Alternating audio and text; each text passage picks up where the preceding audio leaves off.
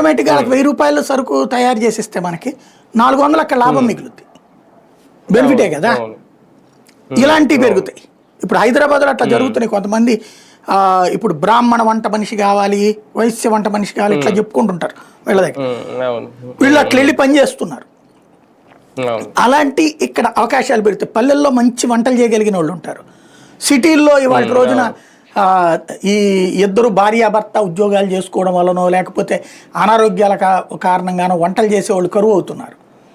అలాగని ఇక్కడికి వాళ్ళని తీసుకొచ్చి ఇంట్లో ఉంచుకునే పరిస్థితి ఉండదు.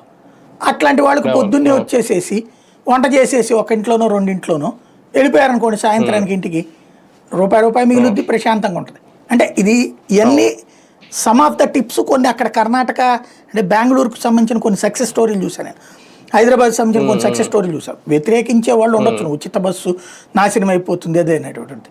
అది బస్సు ఎక్కే వాళ్ళు మాట్లాడాలి, మనం కాదు మాట్లాడాల్సిందే. బస్సు ఎక్కేటటువంటి వాళ్ళకి ఈ మాట్లాడే వాళ్ళు ఎక్కువ మంది బస్సు ఎక్కని వాళ్ళే మాట్లాడుతున్నారు. కాబట్టి అదొక కాన్సెప్ట్. అందులో సక్సెస్ ప్రతి దాంట్లో ప్రయోజనం ఉంటుంది, నష్టం ఉంటుంది. ఈ విధమైన ప్రయోజనాలు అయితే ఉన్నాయి. బాబు గారు ఆ విషయంలో ఆయన జీవితంలో 2024 బాబుని భవిష్యత్తులో చెప్పుకోవచ్చు.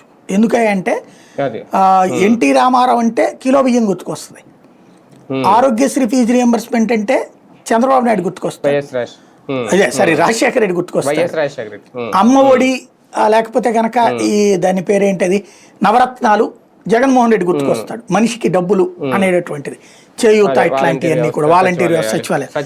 ఇప్పుడు